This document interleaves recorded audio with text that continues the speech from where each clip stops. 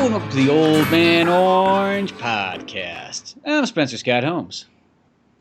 And I'm Ryan Dunnigan, and I guess we're trying something a little different now with our format.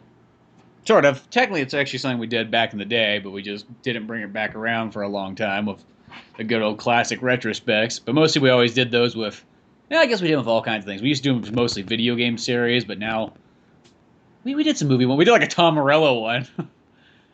And a fucking Chris Cornell one, too, which is kind of like, we just have the random-ass retrospects, and I think everybody probably, like, I assume that why there's a lot of views on those ones is people thought, like, oh, fuck, they got Chris Cornell in this episode? Oh, no, they're just talking about Chris Cornell. I guess it's one of those things, because we've always, it's something we would do a lot of, but it'll be more like, hey, let's just talk about this thing, just kind of like, just brush over, just kind of off the top of our heads, where now, last few, we've actually been kind of studying and researching, and plus, I guess we're going to try and do something where it's like more of like every other week. So one week, we'll just have a podcast where we're bullshitting about whatever. Maybe if we just saw a movie, we'll talk about that, but then the next week, it's all predominantly, just this one particular subject. Yeah. Which will more like since we're coming up anyways to like Batman v Superman, we thought what better way than to talk about one of the best Batman movies of all time, Batman Mask the Phantasm. Mm-hmm. Definitely one of the best ones. No, it really is, and it's just like, because I rewatched it, I watched it in parts the last 3 days, so it'd just be like 20 minutes at a time or so, but it's just, that movie is so good. And I really look at that film, it is probably one of the most serious Batman movies there is. Way more serious than all the live action ones. I'd say even the Christopher Nolan ones too. I'd say, yeah, it's probably more serious. I mean, I think, in all honesty, I think it might be just as serious as the Chris Nolan ones. Not trying to one-up you or nothing. I think it might be just serious. I don't know if it's as good. I don't know. I'm going to put it this way. I don't know if the Chris Nolan ones are as good is Mask of the Phantasm, but I think the Chris Nolan ones take themselves very serious. I think this one's just as serious. I really think, because even as much as I love the Chris Nolan trilogy, I think that the animation team at Warner Brothers, they kind of understood Batman a little better, where Chris Nolan and his whole crew, they were learning about Batman, doing the best job they could. You know what I mean? Yeah, and they kind of had their own, they had an interpretation of Batman, where I feel that Bruce Timm and Alan Burnett and Paul Dini and all those guys, they just wanted to do Batman the way that Batman intends to be. There wasn't like an interpretation. I mean, you can always say it's an interpretation, but to me, I felt like they said, hey, this is who Batman is from the comics. Here's Batman in the TV show. And then, boom, here's this movie. And this movie was like, well, it's also a really big deal, too, because it was theatrical release. Originally intended to be straight to video, but the fact that this came out theatrically... Sorry, man, one sec. Sure. He's got a phone call going on. Sounds like something fun. Maybe it's not that important. Oh, sorry, I was singing along to your phone call. I don't want to do the thing where I immediately hang up and they know that you're ignoring them, Yeah. Well, yeah, because then they see it across the way. You go, you fucking dick. I know that whenever people do that, it goes straight to voicemail, one ring in. It's like, what is so fucking important? We're talking about goddamn Batman Mask the Phantasm right now. And what the fuck is so good? But, so, Batman Mask the Phantasm. Because here's the thing about this movie, too. It's the only Batman animated movie to be released theatrically, I think. Yeah. Never was anything, which is kind of weird to think that this entire time, I'm surprised that none of the DCU movies... I mean, I know that's kind of like their thing is to be like, hey, we release some home video, but I'm surprised they don't even do like, hey, let's just do 10 theaters. We'll pick LA, San Francisco, New York, Miami, blah, blah, just the main cities. Boom. We'll just have some things. I mean, obviously, there's probably a special screening if you go to Warner Brothers or something like that, but I'm not counting that. Something where the general public could actually go out and see it, because that'd be fantastic. I do want to say for Dark Knight Returns, they did have a special screening for the whole thing, like a very limited 2 or 3 day screening, and that's a rarity though. That was probably some big special event only in one city for one or two nights. But yeah, I want to. But the thing about this is, after watching this movie, I kind of looked into it a little bit more, and you find out that this movie was originally made to be a straight to video release. Mm-hmm. And in some ways, I don't mean this in a negative, because Batman the Animated Series is one of my favorite shows, but it kind of shows it was straight to video because it looks just kind of like any other episode. It's just a little bit more dramatic, and they could do things they couldn't do in the TV show. Mm-hmm. So, because when you look at it, the animation basically looks the same. The only part that looks different is the opening cinematic shot. When they got the CG, which is really like that's like the one thing. It's like, and I read something somewhere where they said that was originally going to be the actual intro at first, just to be a cheap way to do it. But that is that kind of thing that's like, in 1993, when you would have watched it, you would have been like, oh, fuck, look at that, dude, fucking CG and shit. You would have been so excited. But now you look back and it's like, kind of wish I would have got somebody to draw that with their hands. But, well, what? I mean, it doesn't bring it down, but you do notice it's like instant 90s. But it is also had that big Latin choir. You know, it sounds more darker and more gothic than any other Batman score. That, you know what I mean? It's, oh my god, you know, just like, we're in for some shit. You know, that's one of those things. I remember, like, when I first, actually, here's the thing about that. I mean, I'll go into the actual specifics in a second. I want to get a little personal thing all the way with the movie. I originally wanted to go see this movie on my birthday when I was a kid. It came out in 93. Well, actually, in my birthday, well, I guess by that point it would have been 94. Yeah, but this is back in the days when movies were in theaters for a little bit longer, because this movie, came out like the end of December or something like that, like the 20th or the 17th, I think. Yeah, and it was still in theaters, and my birthday is January 12th, so it still would have been more likely been in theaters. So, we were getting ready to, like, a week before seeing it, my mom says, like, oh, you know, one of your friends' moms told me they took their kid to go see it. They said it's not really a kid's movie. So, and then I'm just like, I almost kind of like, after that, I mean, it's not even... just fucking looking really up at her like... Friend. I was like, Mom, I want to see Batman. But just like, oh, she said it was really dark. It's not really a kid's movie. So how about we just do this? I think more than anything, they didn't want to take, like, 15 kids to the theater, or like 10 or 15 kids to the theaters, which I understand.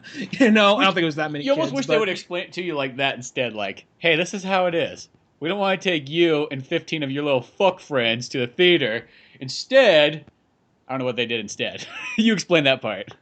Oh, we just kind of stayed at my house and did the usual birthday thing, just birthday cake and pizza. You know, which it makes, I understand, makes a lot more sense. Yeah. It probably wasn't 15. It was probably more like, 5 to 7 kids. But anyway, I can understand that, but really, I was almost kind of like bitter towards that. It wasn't even the friend's fault. It was his fucking mom. I was almost like bitter towards that friend for a while. Like, hey, Billy, how's it going? Good. Why are you looking at me that way? Oh, no reason. How was Batman? Oh, Batman was really cool. Good for you.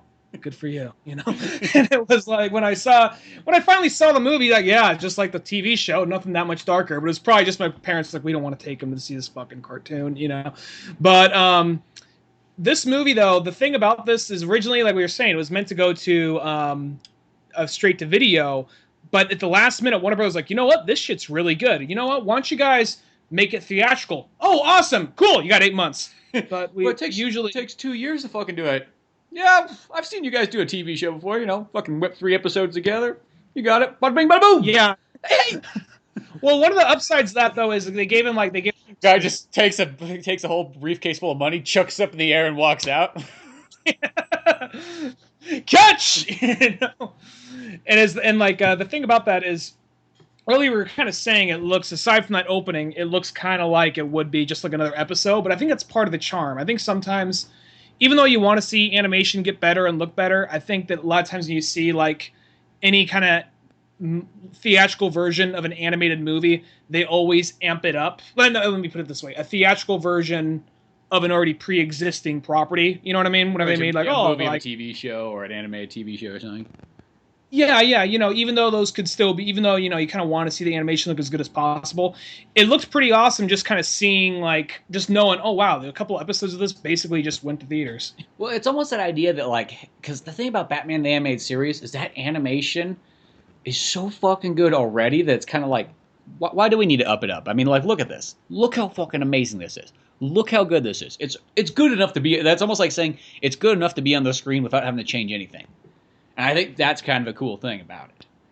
Mm-hmm. And then, yeah, I never got to see it in theaters either. I saw it when it came out on video and I rented it from the store just because that was like the time period where it was like, I maybe would have been able to see like 1 or 2 movies a year. It'd probably have to be like something like my parents would want to go see. It's like, like new 007 or something like that. It'd be like an all-inclusive thing. Which this is one of those movies I didn't see it until like years later. Like I didn't see it till like this movie kind of came You just out. had Let's that see, bitter thing 94. towards that Billy kid, just like, fuck you, Billy. I'll go see something else instead. I'll find something. Claim it as my own. Like whenever I ride by him, I just like on my like bicycle with training wheels at that age, just looking eye contact, just like he sees me, just some songs playing in his head, like fucking Clint Eastwood's "Man with No Name" is playing in my head, you know. But my God, why is he always looking at me that way? That's so weird, you know. So but I think that it's one of those things like, oh yeah, I didn't see the movie till I was like really in the 5th grade or 6th grade. I didn't see it that long until like it came on Toonami one day. Huh. Yeah, I remember renting it at the video store, you know, probably a year after it came out, because back in the day, it took forever to come on VHS.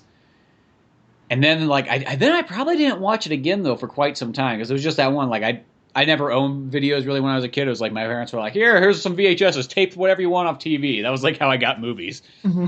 You know, or go over to a friend's house and tape their Laserdisc so you have really good copies of them on VHS. That's kind of like how all my grandparents had movies. They'd have like all the premium networks like HBO and Stars and whatever, and just whenever any movie came on, they just record it. Oh, some for the grandkids whenever they come over. Yeah, that's what my mom did. She literally, like, you know, had HBO for like a couple of years or something and taped every movie known to mankind off there. So I had about a good like 150 VHSs sitting there of like recorded stuff.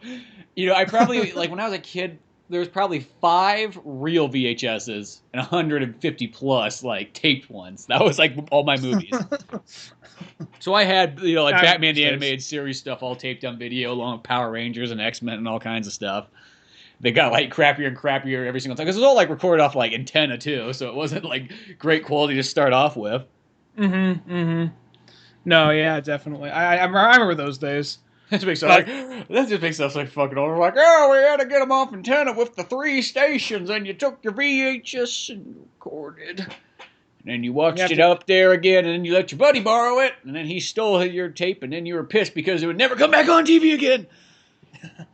You have to wait for it to come on Toonami. Which, speaking of which, this is one thing that kind of bothers me with Mask of the Phantasm. With all the Batman stuff we've gotten in, like, the last years, for, like, everything that... Why has there not been a special edition version of it, and 2, like, even a Blu-ray copy of it? I think they said, like, they're going to try and do something. I think Paul Dini or Kevin Smith said offhand, like, oh, I heard we're going to do that, like, in a year or 2. Like, when that movie actually hits its 25th anniversary, I think that's when they're going to do that. Maybe it already has said its 25th anniversary, but I heard pretty soon they're going to do, like, some big special edition Blu-ray. No, it'll be in 2 years then, because this is Sonic the Hedgehog's 25th anniversary. So, oh, that's right. Okay. I can base everything off that, like, formula. So in 2 more years, I guess that makes sense, because then you give a big 25th anniversary. But still, it's one of those ones like Sonic's 25th anniversary, and there's no big game out. I know they keep talking about something that's going to come out, and then I don't see anything yet. So it's like, okay, whatever. It's like, just let that pass. But hopefully, Batman Mask of the Phantasm actually does get super special edition with like all kinds of behind the scenes. Like, do the DCU treatment, but just with that one. Why not? I bet, well, this really is kind of like the start. I mean, technically the animated series is the start of all the DCU animated stuff, but this one more so, I think, because... Well, this is technically the first movie. Yeah. Well, this one more so because when they were doing the animated series, there were certain things they just couldn't do on TV. Even if it didn't show violence, you couldn't have someone die, and even then there'd still be certain things around it, like... oh, well, when Robin's parents die, you don't see, like, them fall and then, like, cut away to something else. You just see, like, them on the trapeze, and then the rope swings back, cut. Like, well, we don't know. The kids can put things together. You know what I mean? It was one of those kind of things. They couldn't really do that for a long time. Like, nobody could ever die. Like, one of the things, it kind of would piss me off when I hear Paul Dini talk about, like, some of the restrictions they had. And you had somebody working for Warner Brothers who... And in, like, what was it? In like Batman Beyond, there's the part where Tim Drake kills Joker, basically. And they're like, I am not... In Return of the Joker movie. In Return of the Joker movie, yeah. And she's like, I am not promoting a movie where a child kills somebody. Just like, are you serious? You work for Warner Brothers. You're not promoting... No, I am not promoting that. That is... And then they had to do a thing where Joker, like, stumbled and slipped and fell and got electrocuted even though they cut away. So it's like, are you fucking kidding me? You know, like, so And that's not even for like the movie. That's just like they wouldn't advertise. Like I refuse to advertise on our network for that. Just like, oh fuck you, you know. But Yes. kids can handle that shit, you know. Hopefully all those people have died and gone away by now. Put it lightly, yeah. No, but and then like what was I gonna say? This one though. So since this one was actually going to theaters, they can get away with like a plot where a mob boss is going around killing like, well, not mob boss, a vigilante going around killing people that killing mob bosses. Yeah. Well, that's what's nice about this one is even though it's rated PG, but it has the vibe almost like you're watching a PG-13 or even an R-rated movie. Like that's like the tone of it is so serious. I mean, in fact, it's really like it's a major love story for one. Yeah. Go ahead. I was gonna say, and this is kind of like where I could see where some of the parents might do that thing where it's like, yeah, it just doesn't seem like a movie for kids. Because if you did sit down and watch it with a kid, you'd be like, holy fuck! It's like one, it's not like Batman just running around punching people, like smiling and giving thumbs up and Mm-hmm. having a good old time. It's like no, it's like it's a story about a man who's like almost like depressed and can't like accomplish the vows that he set out. And he finds love, but the love doesn't seem to work out. It disappears like everything else. So he has to uphold justice and go back to what he was originally doing. I mean, there's just a lot of sad moments and crying and joy and then sadness and depression and like all wrapped into one. And by that standard, it's like, that's what I mean. It's like, the animated series always feels like a total adult show, but this movie in itself really feels like, hey, this is, even at the time it was like, hey, it's supposed to be a kid's movie, but really when you think about it, not at all. I mean, it was really made like, hey, this is serious. I mean, yeah, a kid's going to enjoy it, but a kid will like anything. I just remember being a kid, I would like all kinds of weird movies. I'd like those kind of like serious dramas that you think would only be made for like an adult in their 40s. I love the hell out of them. Mm-hmm. So technically when people think that like maybe kids won't like this or that, it's like, no, kids will like just about anything. It's strange. Like you can't even like really like predict what a kid will like. It's one of those things. You said kids watch anything. That's true. It's weird. I probably watched. I mean, we'll get back to Batman in just a second, but I watched probably more adult dramas when I was a kid than when I was adult. I remember Yeah. when I got home from Taekwondo practice, probably like sixth, seventh grade. I would watch Titus when I came home. I'd watch Titus, and then what came on after that was usually something like I think Boston Public, a drama. A television drama about teachers working in a Boston high school. And it's not really like a comedy. I mean, they advertise it like a comedy, like the first, like, for the pilot, they advertise like it was a comedy when you watch it. It's not a comedy. It is a straightforward drama about teachers dealing with shitty kids. And for some reason, I watched that for like 4 or 5 seasons. It's like a kid. Once I got like almost done with high school, I'm like, nah, I'm dropping out of the show now. You're too adult. But I remember being like even younger, like the same time period as Batman the Animated Series, and there'd be that show. I think it was called Picket Fences. I'd like watch my mom, which was like, it's that thing. It's just like that. Where would that appeal to a kid? Or there was just a bunch of other just early incarnations of Law and Order. I wouldn't watch Law and Order nowadays, but for some reason it was just as a kid. It's like, oh yeah. Or I always think of like when Batman the Animated Series was on. This is how the structure went. You'd come home from school or whatever, watch Batman the Animated Series, then Saved by the Bell came on, then Baywatch. And it was just this weird structure. Yeah, it was like okay, you went from like you could say a kid's show with Batman, then you went to a teenager show with Saved by the Bell, then you went to like a 20-year-old show with like Baywatch. It was this weird progression. And then probably whatever came on after that, I watched too, which was probably the news. Like the evening news. And maybe it was just that time period where like you just watched anything on TV.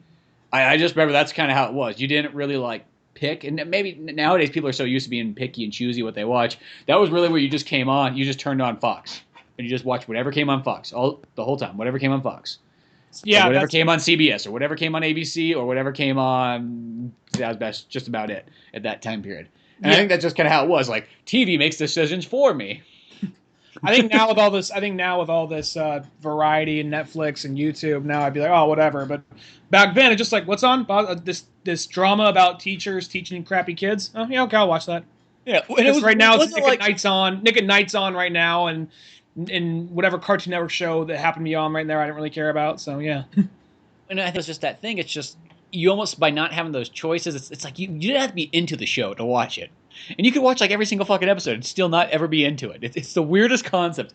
I think about it nowadays and I go, because now it's like I'm one of the ones like if I don't like something, I'll be like, fuck this, I'm done with it. I go do something else. Like I can make decisions. I'm an adult. But like at that time, it's just like you just kicked back, just watched, fucking binge watch. Maybe you did something on the side, like pull your Game Boy out and play it and whatnot. But that was it. Now this one right here, though, I will say something that the DC movie, the DC animated series have usually been pretty good about is they don't really talk down to their audience. Like especially in the original Batman animated series universe that kind of went into Superman, that also went into Justice League and Justice League Unlimited. Like that right there, they never really talk down to the audience. And it kind of shows in this. Like I feel like the dialogue in Batman Mask of the Phantasm is more dry and more of kind of like more lets you figure it out than your standard live action Batman movie at that point. I feel like previous Batman films kind of explained it more and spoon-fed it to you more than Mask of the Phantasm did. Even small things, kind of like, I mean, I think it's cool. It's kind of a cool homage to itself, but I was watching it just a little bit ago. I watched it like last night, and then I kind of rewatched a little bit of it again today. And right when we open up on the, the deal that Chucky Saul is in, who is voiced by Dick Miller. So that's kind of a little junk food cinema kind of alumni over there. That's a pretty cool podcast. Check out Junk Food Cinema when you're done with this. I like what you refer to Dick Miller as that when he's just this older actor. Well, he's also like he's in a lot of stuff. He's one of those guys you look at his resume and he's in a bunch of stuff. He's the guy who in Terminator who like gives Arnold the gun and gets shot. He's the guy who in Gremlins who he's in the house that they're chasing. Like I think they ride a tractor through there. It's like, oh, they're Gremlins. He's the one that explained the. I'm pretty sure that was him at least. Yeah, he's just in a copious amount of things, but he's just always been like small actor roles. But you just kind of always see him. And Chucky Soul, I mean, I don't remember where at exactly, but that's a character. I mean, I know it's like some of the same writers, but I want to say Chucky Soul was a character in one of the Batman Arkham games later down the line. Like they hold on to their shit. Was he really in that? I don't remember that for some reason, but I remember hearing the name Chucky Soul somewhere in a Batman Arkham game.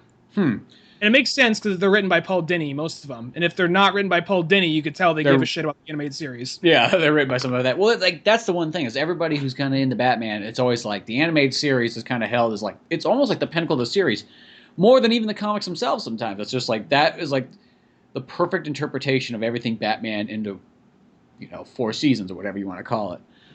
And then, but anyway, as I was saying earlier, so as they're getting ready to as they're showing them, getting like exchanging counterfeit money, like counterfeit of all things in what's supposed to be a kid's cartoon. Yeah, they're exchanging counterfeit money. Like, yeah, you can see the detail down to Benjamin Franklin's stubble. Where like anything else would be like, get the wacky like whizzer gun or what, something like that's what parents are probably expecting when they went to see that movie. And then like for a second, I didn't notice it every other time I watched the movie, but when you see them through the window for just a quick second, you see Batman's shadow just for a quick second. I never noticed that before. Yeah, it flashes up. And then when they're in there, when Batman actually goes down, I thought this is kind of cool because the original opening to the animated series is Batman coming down on these guys on the roof. They get all scared. He squints his eyes. He throws the Batarang, comes around, hits them, punches one, punches the other.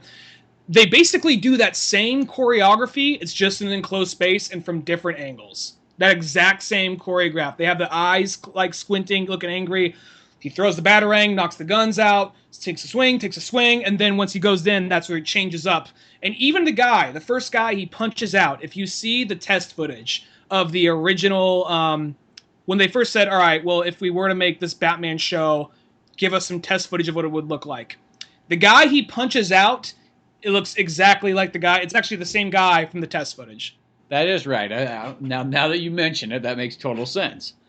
So it's I think that's kind of cool. Like, it's the movie, yet here is the opening to the show. You know what I mean? That opening credits, not opening credits, but the creditless opening to the show in a sense. Yeah, and just done in a slightly different way, but almost like it incorporates it right into the story itself.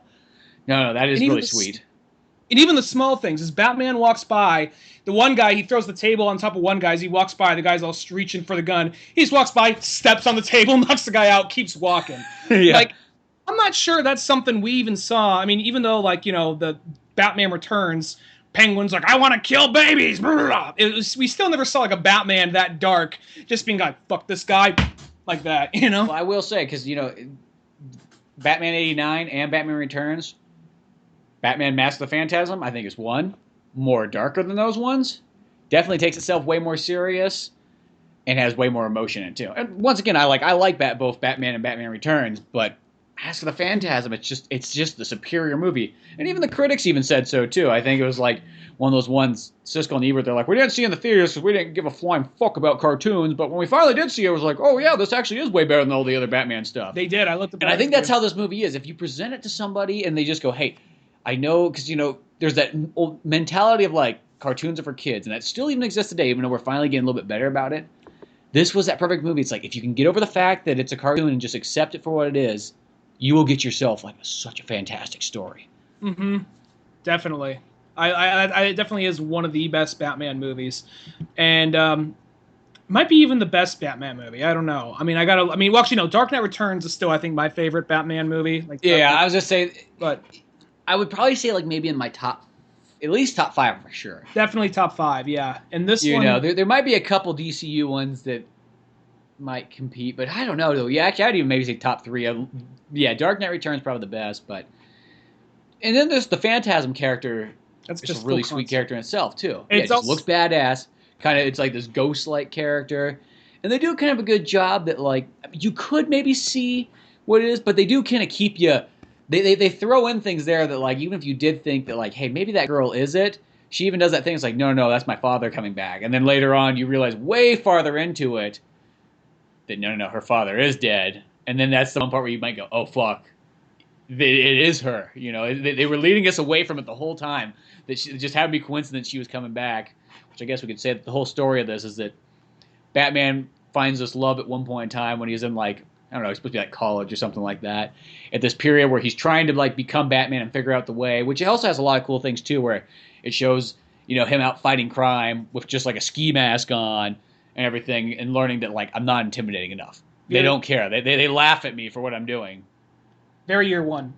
Yeah, it has a lot of year one moments in it before they ever made Batman Begins and Batman Year One, the animated movie.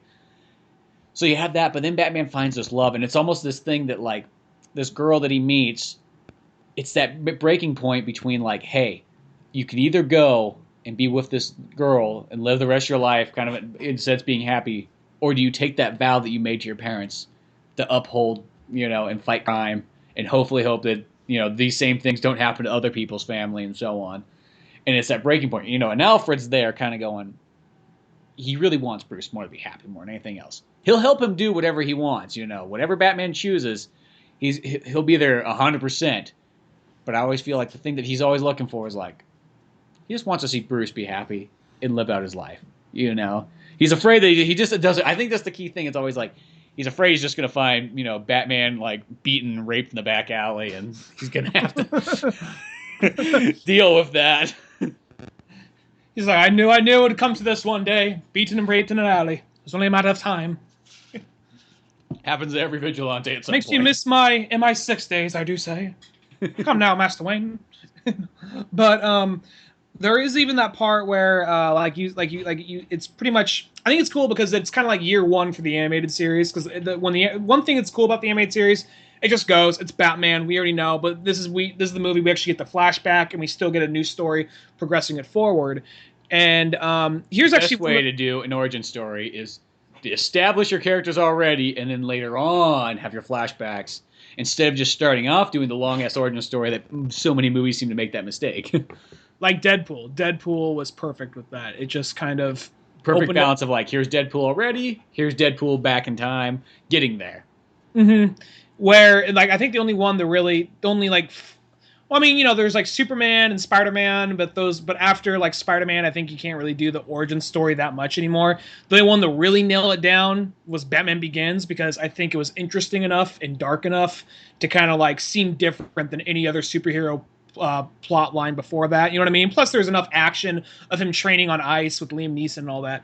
But here's a fun little thing. I actually didn't notice this until I double checked the cast. Stacy Keach does the voice of the Phantasm, as well as the father of Andrea Beaumont. So that's one of those things I didn't even think about. She's using the voice of her father when she's actually in the outfit going around slaying these fuckers. So once again, it's another way of saying like, hey, it's not her, it's the father. Which Stacy Keach, he's in all sorts of things, but to me, I always think of him as Christopher Titus's dad in Titus. Yeah, bring it back around to Titus. He's fantastic in that role. He's fantastic in this too, by the way. But it's one of those things where when he is because the very beginning of the movie opens up with Batman trying to stop a mob boss played by Dick Miller, and then in the process we see the Phantasm basically kills him. Now whenever he kills him, sometimes it's violent, but they never really show it. So it's one of those things, okay, there's no way you can get away with this story on Fox Kids or Kids WB or something, so I'm glad they got to do it in this right here. Mm-hmm. And from there, it's just kind of like Batman having flashbacks and him trying to... Even though I love Batman, he's not good at his job in this movie because he has trouble saving these fuckers left and right. But it's one of those things, though, even though something that usually annoys me in movies, in like comic movies that is, when we already have like all this lore, all these established characters, when they decide to go and create their own character. It's like you got hundreds of characters to choose from that are pre-existing who we already care about. Mm-hmm. Why the fuck now do you choose to throw in this new one? This is one of the few exceptions where the Phantasm is cool enough and interesting enough that I'm like, no, I actually want to see the Phantasm in the comics, or if they threw Phantasm in like one of the upcoming future Batman films, I'd be totally for that. Well, I think what works in this one, though, is for the fact that since there was already the show, and the show has already been on for 20-plus episodes by this point, then when they do the movie, it's like I get, because, it's like in the show, you're getting all your main characters. You're getting Joker, you're getting Penguin, you're getting Riddler, you're getting Catwoman, blah, blah, blah, blah, blah. So I think in the movie, it's like, well, what's different? We could just use part of our rogue gallery, but people have already seen it. Well, let's create something new, And I think it's sort of based off a character in Batman Year 2. Like, partially based off some kind of similar character there. So it does have a somewhat of an origin to the comics. But the fact is, it's just like, yeah, it's a movie, let's do something new. But then they also throw Joker in there still to keep it like, okay, there is one guy in here just in case if you were going to be lost. Mm-hmm, mm-hmm. But I think it's a really cool character that I wish would come back or would be great in a live action movie or something like that too. They actually had this is one of those things that just kind of like totally won me over, and I think Paul Dini wrote it. And it's probably one of the best Batman animated like episodes ever. And that was basically the end of Batman Begins, where it kind of starts the same way it ends. Batman, there is Justice League Unlimited, where they had an episode that suddenly took place years later. It was meant to be the last animated Batman story. And it was Terry McGinnis. He's no longer a teenager. He's older. And, he finds out, that we could probably talk about that in detail, so I won't even go into that. But basically, he finds out this big, long-winded story about who Batman was and his connection to Batman, how he became the Batman Beyond. And then there's this moment where you find out that Amanda Waller was planning to assassinate Terry McGinnis' parents to create Batman. Because she's like, you can't have Batman without tragedy. So I had to create a Batman. And he's just like, what about Tim Drake? What about Tim Drake? It's like, well, tragedy came later for him, Got around to him, So pretty much what I'm saying is, yes, you can become something without tragedy, but it all catches up to you at some point. At some point, Captain Boomerang is down and out on his luck and needs to kill somebody to get by, and it just happens to be your parents or your dad. So, yeah. Happens to be your non-veteran dad, How much would that suck? You're out of this shit. You think, man, I survived Nam. Here I am. I'm just a single parent trying to raise my kid. Of all things that kill by, a fucking boomerang. And plus, it's Captain Boomerang, who's kind of like a little bit overweight, balding. Yeah, it's not. I love that interpretation of Captain Boomerang, but it's not when he's thin and good looking and like in good shape. It's when he's like has a beer belly, he's balding, he's just like, oh fuck, guys, I just need some money. Can I get some money? Yeah, kill an old man. That's my job. Okay, I guess I'm killing an old man. I guess so. There's a time I used to take on the Flash, but okay, I'll go for an old man, I guess. But the person that was actually gonna kill. This just made me like, oh fuck, when I saw this, just like reached down and grabbed me by the heart, which was actually the Phantasm, the person that Amanda Waller hired to kill Terry's parents was the Phantasm. It's like, oh fuck, and then she couldn't bring herself to do it. And then you see Andriana like pull her mask off and yelling, it's like there's a monologue over, so there's silence. But you see her pull her mask off, yelling at her like that's not the way he would want it, that's not the way Bruce would do it, and just leave.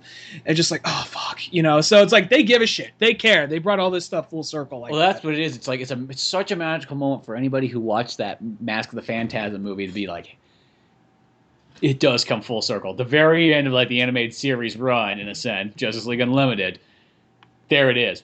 The Phantasm is back. Mm-hmm. And it's used to try to create this new Batman out of Terry McGinnis, which realizes that, hey, a guy can have a family and still like fight crime and not have to have his parents get killed at the circus or just be living on a fucking alleyway like Jason Todd or something like that. Or killed by a boomerang. Yeah, or killed by a boomerang later in life, like Tim. Well, because Tim Drake's like, well, I got a good family. No, but nothing's wrong with mine. Just wait. Just wait. You'll get there. Your tragedy will come. Like they're all like sitting in the Batcave, just bullshitting. Like, no, everything's good. Like, no, don't worry. It's gonna come. It's gonna come. We won't see it come. We'll be sad when it happens. But right now, we're just like, don't worry. It will get there. Alfred's like, yeah, he's right. I've been here long enough. He's right. He's not bullshitting you. One thing I thought was actually kind of interesting about this movie, I didn't notice this at first, but Abe Vigoda, who died recently, is one of the mob bosses in the movie. And his name was Sal. I forgot what his name is. His first name is Sal, but then I was like, that sounds very familiar. Then I looked it up. He played Sal Tessio in The Godfather. Oh, that's right. I didn't even think about that, but he's in this one too. Yeah, he's somewhere in there. So it makes you happy, because they tend to pick, like, I noticed, I don't think it's a problem. I think it's pretty cool. Whenever they would get, like, special guests for the animated TV show, they would always get kind of, like, fan favorite, like, people that your parents would really like. You know what I mean? Well, that's what they choose a lot of kind of almost great classic actors. Like, great TV actors and all that. Like, even there's an episode where they had Adam West on there playing the Grey Ghost, who's an out-of-work actor, which is one of the best Batman episodes ever right there. Oh, so good. Well, perfect example of, like, the Batman animated series, I think this is why it was such a big turnaround for everything, is my dad loved that show. That was a show that he could sit down and watch. I remember later on in life, we sat down and we watched an episode of The Batman. And I remember at the very end of the episode, my dad looks at me and he's like, not really as good as that 90s show. And I was like, yeah. There's a little bit of magic's missing there. And The Batman, that's an interesting show because it's a mixture of, like, pretty cool and a mixture of kind of like, well, not really for me. Like, I like because the show can be kind of dark and gothic-y and have these cool moments, but then it can be kind of weird and wacky all at the same time. It's got this weird balance going between it. Kind of confuses me slightly, but then I kind of slightly enjoy it. I don't know. I'd love to sit down one day and just watch all the episodes in it, because I've only seen like a handful of different like cherry-picked episodes in that show. I've watched a handful of random episodes and clips on YouTube. It's one of those shows that it never really... I never really like disliked it. It just was like, well, that one's not as good as other stuff. You know what I mean? That's how I kind of felt too. It's like probably as far as every Batman show goes, other than maybe like Super Friends and stuff like that, like let's say from Batman animated series onwards, it's probably my least favorite one out of all of them. Mm-hmm. And another sweet thing too is like I love that like when they got the World of Tomorrow exhibit that they go to, and they kind of have this theme going on, which originally when Batman's with the girl, they're there and they're going through all the rides and the exhibits, and there's something always kind of cool about that. I don't know what it is. I always like that kind of post-World War II or so, you can say, where they got this like, here's the world of the future, the house of tomorrow, the car of tomorrow, and all this stuff. And the neat thing too is, they're in there, and there's a part where Batman sees this like prototype car, which when you see it, it's like the prototype to the Batmobile. That's really cool there. And then just a handful of other things. But then I like how later on, 10 years later, whatever it is, when the Joker finally starts to come into it, where they have this final battle at is they're at this World of Tomorrow thing where it's just kind of been abandoned, which somehow, some way, there's always this shit that's abandoned in Batman, like theme parks and all this stuff, and Joker seems to always own them all. I don't know how that seems to always happen. When things get abandoned, somehow, some way, they just automatically get like put into his name. That's one of those things I bet like as soon as like Joker or Riddler kind of get out of prison or Arkham, Batman's like, all right, pull up a list of the most recent shut down toy factories, circuses, crossword puzzle factories, whatever. Just look it up. You know, World of Tomorrows. Of course, he has it. Oh, there's a broken down funhouse. All right, yeah, okay, let's check that out, place. Let's check that out first. Yeah. All right.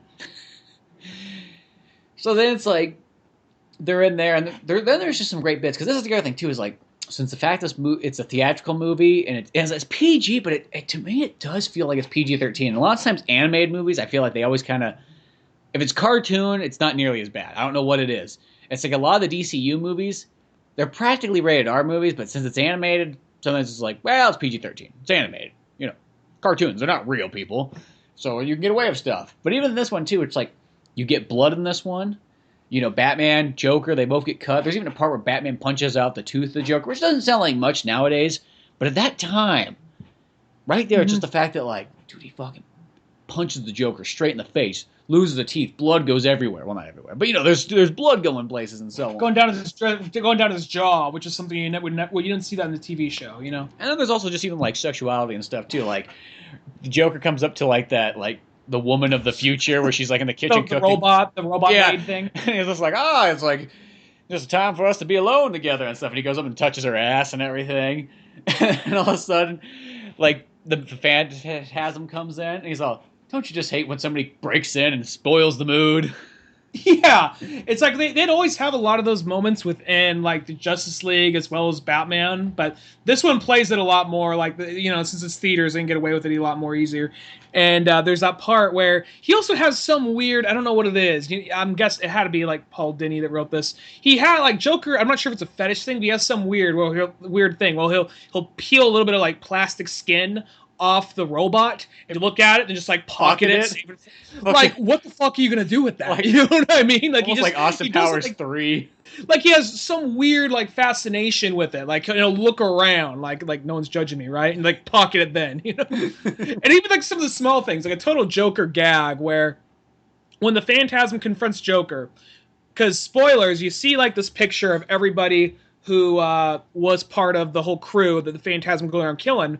There's this slender guy the whole time, and I felt so dumb because when I first saw that, I was like, oh, it's the fucking Joker! There's a slender like guy who never talks. He just, pointy nose. I'm just like, okay, whatever. And then I show it to my oldest nephew, like not even like when he was probably like in the 4th or 5th grade, and I'm showing it to him. By second time they show him as the gangster, he's like, that's the Joker. Like, what? Well, how do you know? Like, he just looks like the Joker with that. No, it's not. It's fucking not the Joker. I got like, oh, man. I'm like, I thought that was really well hidden, but apparently my nephew caught it from a mile away, so I'm like, oh, motherfucker. But that was still, regardless, it caught me off guard when Batman finally puts down the picture, looks at him, and then draws like red lipstick on him. It's like, oh, fuck, Well, yeah, it is one of those ones. I mean, I guess you could sort of see it, but like you just don't expect that to be what it is. Mm-hmm. And for the fact that, and then pretty much with Andrea and her being the Phantasm, you learn later on that the Joker's the one who pretty much killed her father.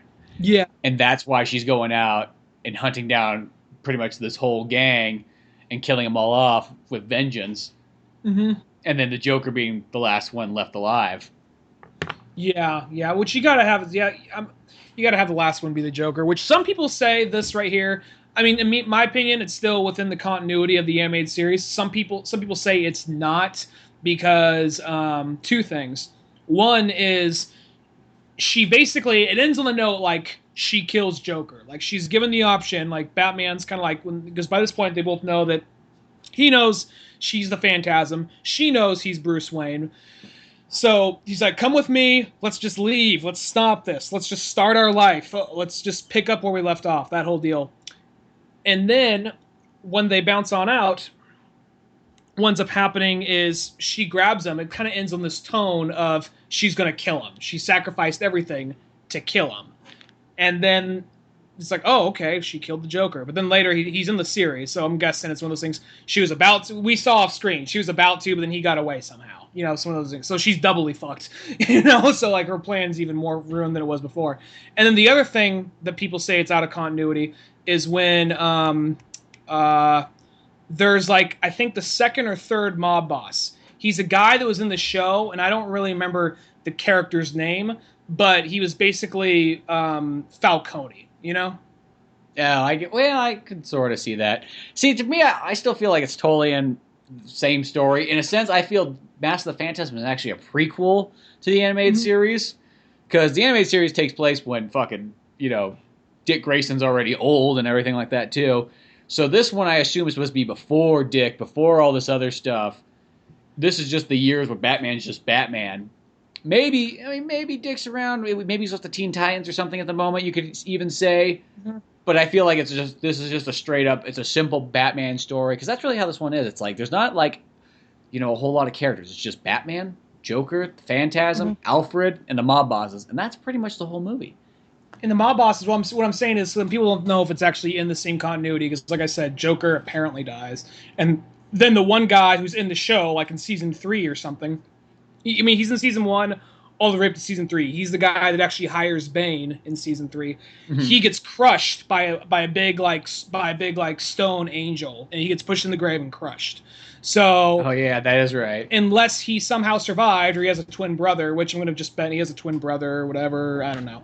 It's one of those things they probably put a whole lot of thought in. It's still probably meant to take place within that same continuity, within that same world, And I feel the Joker probably just gets away, because at the end, even though they don't show the Joker get away, they show that she gets away, because the whole thing is the Joker's got this bomb placed in the oven there, and it's going to go off, and it's going to take them all out, and they're all totally fine with it. I even like that part where Batman, like, Joker's on, like, the jetpack, and he's escaping out of there, and Batman's on top of him, he's like, and Joker's all like, you're going to kill us both! And he's like, whatever it has to be. Like, Batman's just like, I don't give a fuck. Joker's actually scared for his life, and Batman doesn't care. It's just like, I'm taking you down. I don't care which way it is. I also kind of like, it's one of those, it's like I said, they can do the stuff they couldn't usually do in the show. Like, Joker actually kills the Sal character. Like, Sal goes to him. He almost looks a lot like Abe Vigoda, the way how he's drawn, and he's like, he has health problems. Like, that's something you would never see in a kid's cartoon. Some old Italian mob boss with liver spots on his hands, breathing out of an oxygen tank. Yeah, he's carrying around with him. That's something you never see in kids' movies. Like, kids like, Mommy, why is he doing that? I'm like, oh boy, I'd explain this to the kids. How Grandpa Johnny has cancer and locks himself in his room and never tells you to come in there, but he's got this huge breathing apparatus. Kind of the same thing. So basically, I like the part when Sal goes to Joker, and within that whole part, you see, like, he says, "Oh, don't worry, I'll help you out." Then when Phantasm goes to confront Sal, he is basically, it is like probably one of the few jump scares in the movie. She turns him around. He has the rictus grin. They have the psycho noise, and he just like has a bomb on it sitting on his lap with a camera. Yeah. The Joker's. Yeah. And the Joker's like, he's like, I trapped the Phantasm here. And then he realizes it's not Batman the whole time, because the police keep thinking the whole time all these murders are like by Batman. Because the Phantasm looks kind of in the shadow, looks similar to Batman and whatnot. Even though the people who, like Jim Gordon goes, can't be fucking Batman. Batman doesn't kill, goddammit. I will say it's kind of like, because all the movies, now that I think back on it, maybe it's just me, but a lot of times the movies, like the live action movies, always seem like they have such a big sprawling cast, where this one seems like it is very minimal with the amount of people in it, Well, I think that's almost sort of the charm, because that's what allows us to like focus in on just these like moments in time of, it's just these like pivotal moments that Bruce Wayne had, where he was making that big decision of like, do I continue to be the Batman, or do I just go a different way and just enjoy life? And I like that, because they go through these, like, there's probably about 4 or 5 flashbacks throughout the whole thing of, each one kind of showing different periods. And at some point you're always like, will this be it? Will he finally do? And then there's always like a tragedy or something, or she has to leave, or you realize that, like, it's almost as that thing, another thing that you wouldn't expect in a kids movie. It's her father couldn't pay off the mob bosses. There was not enough time. He makes it a story about how, my thing, I got this money overseas, I will get it by tomorrow. And then he goes to tell her, it's like, well, no, there's no way to get this out. Everything's in like stocks and bonds and all this stuff like that. It'll take months to get out. We have to run away. So they end up just disappearing, and they hide for like 10 years or so, just out there, just trying to get away from it.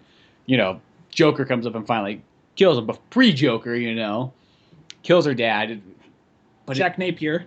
But yeah, it is just that thing where like, there's just these moments in there that are all kind of special, which brings her around to being finally where she just gets this revenge, which is almost kind of that thing about Batman is like Batman's always walking that line so close. You know, he could step right over and be the Punisher almost. And then from being the Punisher, you got one more step to go before where you just become a super villain that thinks that they're good. And so she, in a sense, becomes the Punisher, where she uses the vengeance to go out and take out all these people and kill them. Almost that sense of like, by doing so, you become them. I wonder if it's one of those things where this could be me trying to look too hard for a connection here, but when they first go to the to that World's Fair of like the future of tomorrow, and it looks kind of like Tomorrowland and all that, and everything's bright and happy, and they're in like they're kind of a young couple, and then when they go back, right when she makes that decision, I wonder if it's obviously, I think it's definitely supposed to be a metaphor, but it could be me looking too hard into something. They're in this place. They both kind of went different ways they thought they were going, and they're both vigilantes. One's going one way, one's going the other. Yet this place that was once optimistic in the future, now destroyed, not there. And then once she actually makes the decision, I'm going this way, you're going that way, that's when the place goes to the ground. Kind of like, I think it's kind of like supposed to be symbolic of like their love life right there. I'm not trying to look too much into it, but I think, I don't know, Paul Dini usually, I know Paul Dini's not the only one. He's not, I don't think he's even like the main writer. I think it's kind of like the guy who cherry picked in like special moments. I think it's kind of a couple Alan of like, Burnett. I mean, I think there's like the whole team of all the guys just kind of like pitching out ideas left and right, and everybody kind of working together on it. But just those different things together. But yeah, no, I do agree. It's that kind of, that right there, that World of Tomorrow symbolizes their time together. And then when they realize that they have to separate and go their different ways, so does that World of Tomorrow. Yeah, and there's also another thing that, like, how many... Don't get me wrong, I love this movie, and this is not me complaining at all, but I love they have the balls to put this in what's supposed to be a kid's movie. I mean, look, it's not really a kid's movie when it gets down to it, but it's meant to be a kid's movie. For the time, it was. That's the thing, though. It's like, for 1990... Nowadays... We're so grateful to get, like, I mean, we got fucking 30-plus DCU movies out there that we can, like, watch left and right, and they're all fantastic. But this one right here, I think the main thing makes it. It's the first one of them all. I mean, you could say, yes, there's the animated series. But this one, for being a movie that wasn't even successful in the theaters due to, bad marketing and so on, which it made all its money later on in life with VHS and so on. But the fact is that this is the start, in a sense, of, like, everything me and you really love. Mm-hmm. But just for them having the balls for what's supposed to be a kid's movie, having the balls to have him going down on his knees to the grave of his parents, saying, "Please, I'll do whatever I can to help and keep my vow." I never expected this. I never expected I'd be happy. Hearing that line in a fucking kid's movie, and he's fucking crying, and it's raining out and everything like that. And it's just like, oh fuck. Or even some of the darker humor, like, it's nothing that bad, but it's kind of like she's all talking to her mom, like, she's at the tomb, she's at her mother's gravestone, and she's like, "Oh, I'm so sorry for interrupting you." It's like, it's okay, Mom doesn't have much to say today anyway. Yeah, it's just like one of those ones. Or even I can't remember what it is, but there's a line where it's like, "Oh yeah, that's what Mom's saying," Or she said something like, it was something to the effect of like, "So why do you like?" It's like she says that pretty early on. Then right as their conversation's about to end, Bruce is when they first meet. Bruce is walking with her to her car. She says, "So you're Bruce Wayne, but why do you always look like you just want to jump off a cliff?" He says, like, "Why do you care?" He says, "I don't. My mom was asking." Yeah, that's jumps what in it the was. car and leaves, And like that's like better than like most, like, I'm gonna say it, like better than all the writing in like the in the first 4 Batman movies, and definitely like some of the Chris Nolan movies for sure. Yeah, no, I totally agree. It's one of those ones, like, and don't get me wrong, I like pretty much just about anything that's got Batman's name on it. But this movie here, it's just, I look at it, it's so marvelous. It holds up so well throughout time. And just the story elements in it, it's just, you get all these great things that are going on throughout this. And this movie it doesn't even end technically happy. It ends almost like on a downer note. I mean, the World's Fair blows up. For all Batman knows, she's dead, because the whole thing is everything blows up, and you almost even think she's dead, because he goes back to the Batcave, and he's kind of there sulking in a sense, and he's just thinking about what he could have had, thinking about the decisions. Alfred's there kind of to comfort him, to go, "Hey, you walk this line every night, but you stay on the right path." She went into the darkness, and Batman's sitting there going like, "Yes, but I could have done something." And, Alfred puts his hand on his shoulder and goes, she made that decision a long time ago. There was no coming back for her. Just saying that she went so far into the deepness that she became this murderer, and there's nobody can save her no matter what, no matter how hard you try. There is no saving whatsoever, and he almost has to just accept that and know that some things just can't be changed. I mean, come on, think about that. Like, it's not fucking Animaniacs or something here. Same creators of Tiny Toons and Animaniacs. Freakazoid telling you, hey kids, sometimes just can't do shit. Yeah, and it's then like there's this moment like right after he says that, there's this faint glistening in the cave. He runs over it. It's still a locket she had way earlier on in the movie.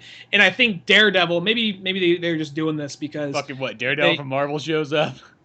No. Daredevil, the way Daredevil, the original Daredevil ended was, yeah, she's fucking dead. I failed. Then all of a sudden, her necklace is hanging on his rooftop. Like, wait a minute. Looks away. You know, like Keanu Reeves Daredevil. Like, wait a second, Foggy. Yeah. Yeah. It was kind of like that. It was, you know. And so I'm wondering if like that was like Daredevil homaging this, or if it was just like, no, that's just the go-to. She left her locket. We just do that. Now that you mention it, I bet you that's what it is. I bet you it's Daredevil totally homaging that. But no, that is that moment where it's like he sees that and it's just like, oh fuck, there is this one last little thing there, and then it cuts to a scene where she's out on this boat going away. So it's saying that she's alive, which, you know, it's like, I guess that's that one thing where it's like, maybe since it's still kind of a kid's one, it's like, well, we can't fucking have her just die. I felt like maybe now if that was made, they probably would just had her full on maybe die, but it still works really well. The way it goes about, because it's still really dark, how she's just is this empty soul out on the ocean. Almost like she's drifting away into the mist and she's never coming back. She knows it herself. She's gone to this other dimension that she can't return from. It's one of those things where I feel like, you know what, we can't have Batman like quit being Batman over a girl. Okay, so he's gonna be Batman, but he's gonna be really fucking sad about it. Okay. Or it's one of those things like, all right, so we can't kill the girl. All right, we can't kill the girl, but we can make her depressed and imply the rest of her life is gonna be very sad and very lonely. Okay, awesome, you know? So I feel like there's this weird thing, like we can't do that, but we can do this over here, you know? And the thing about that scene is, you know, she's on some party cruise and there's some guy who's, like, you know, Mr. Rape King. He's like the rape master. He even has like a little crayon. I think that's one of those things, like one of those old, like, because the thing with the animated series, it goes with like this 1930s, 40s Art Deco kind of vibe, and which I love. But you know, it still kind of goes by some of those things you don't see anymore. Maybe you see in those old movies, like, oh, that guy's a partier, you know, because he has a silly crown on his head, you know. And this guy walks out with a silly like fucking Jughead or something. Sees this girl, like, combs his hair back, it's like, just goes up, tosses the crown, and then he sees her, and then he gets up, and then like it's like, oh, I'm sorry, did you want to be alone? That's me. You pan over to her. She's dressed like she's at a fucking funeral with a veil over her face. She's like, I am alone. Correct. Then they just goes back to Batman, just like, yep. Remember, kids, stand on a rooftop, sad and alone, just like, yep, this is my life. And then that's like how it ends. But it's fantastic that way. But it just ends up like, this is what I'm doing now. This is what I'm stuck doing. And then he just kind of flies off. And then they have like that. It's a good song, but like that kind of very 90s like R&B like love song. Which I will say, there was a time period where I used to think those songs were cheesy. I personally nowadays, I love those songs at the end of movies because what it does, it sounds so weird. It takes me it's like, it is literally a time machine for me. Whenever I hear those songs, no matter what movie I'm watching, which is pretty much just about any 90s movie, you just get this, like, you literally get like a flashback. Like when like old hippie people like crack their back and tell you they get an acid flashback to like the 60s. To me, that's like our flashback, is when we fucking see the ending credits to like a 90s movie and you hear the chimes come in, because there's always the fucking chimes, no matter what it is. Saxophone. Yeah, and it's just, and the humongous amount of reverb in the songs. And it's just like, I take that and I go, this is fucking awesome. You almost lean back, close your eyes. Next thing you know, you're sitting on a warm day in 1995 with a VHS copy. Life is good. Pokemon still hasn't come out yet, so you know the best times of life are still to come. It's just like, it's a magical moment. And there's so many movies that end like that. I mean, even like Disney movies, they all have those kind of endings. Like Aladdin's got one of those songs there way at the end. Lion King's got one. I mean, and then I even think things like Batman Forever, you know, you get like fucking seals, like Kissed by an Kissed Angel. by an or Angel. Touched by an Yeah, Angel? Touched by an Angel. Yeah. Like, I don't know what it is. Like, and that song, whenever I hear that song, there's really nothing Batman about that song whatsoever, but I always go, oh, the Batman Forever song. Like, that's to me, it's like when I hear that song, I just think Batman Forever. I just picture Val Kilmer in my head and like fucking Tommy Lee Jones and everything. It's like, oh, there we go. And it's like, Even though it's my least favorite like live action Batman movie, I gotta say my favorite song in a Batman movie is probably Smashing Pumpkins. The beginning is the end is the beginning. in Batman and Robin. Batman and Robin, yeah. Yeah. No, that's a good song. But yeah, it's weird. Just there's just those 90s like pop R&B songs. And I just love them. I don't know what it is. Something about it. When those are in the credits, it's great. And it feels almost cheesy because it almost takes you sort of out because most of the time it's so different from the movie you're actually watching. And sometimes you can watch these really like dark movies, dark action movies, dark even slightly horror movies. And then all of a sudden, after they have the first kind of song of critics where it's like scary, scary, scary, scary, scary, scary, scary, then it fades out. And then one of those songs comes in and you almost want to laugh. But at the same time, you're like, no, that works.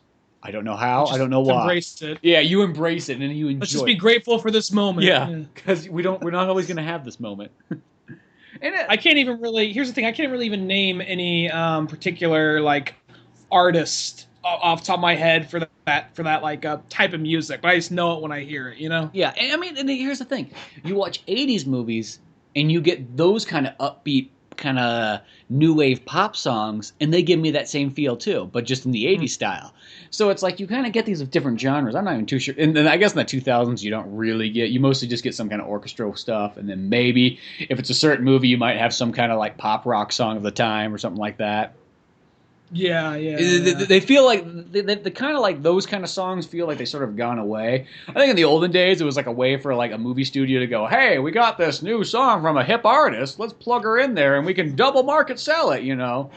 Yeah. But nowadays I don't think that's necessarily like nobody cares about that anymore. And I think some people go like, hey, that kind of takes away from the integrity of the movie and stuff like that. But I just really appreciate it. Well, I do think because like most of the music in this movie primarily feels like the music to the television show. You know, Well, it's the same It doesn't. lady composer.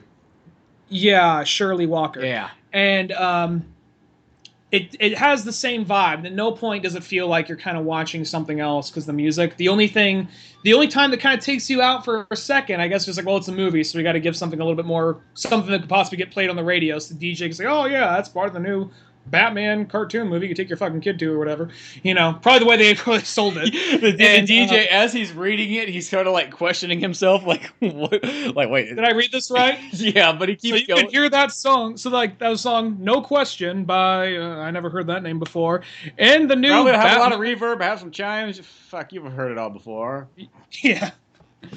You know, it sounds like kind of like the slow R&B at like 3:00 in the afternoon, kind of like pop station. But no, what was I gonna say? Beyond that, in the big like orchestral choir stuff that plays like 2 or 3 times in the movie, it all sounds like directly like stuff you'd hear on the TV show. Now, on the copy you have, do you have yours in widescreen or is yours in full screen? Mine's in full screen, just in a little letterbox, a small little box. Not letterbox, just small little like box. Wait, but is yours in widescreen or you said Not widescreen, no. you said it's in letterbox though? I got mixed up. I Okay. don't know my word. Because mine I is get too. It's like, confused. and it's like I kept reading things because like they kind of they did the thing where they kind of converted it to widescreen for the theatrical release. But I wonder if it's sort of one of those ones where it's originally supposed to actually be just full screen like the TV show, and technically the full screen is the better version to have because you get more movie.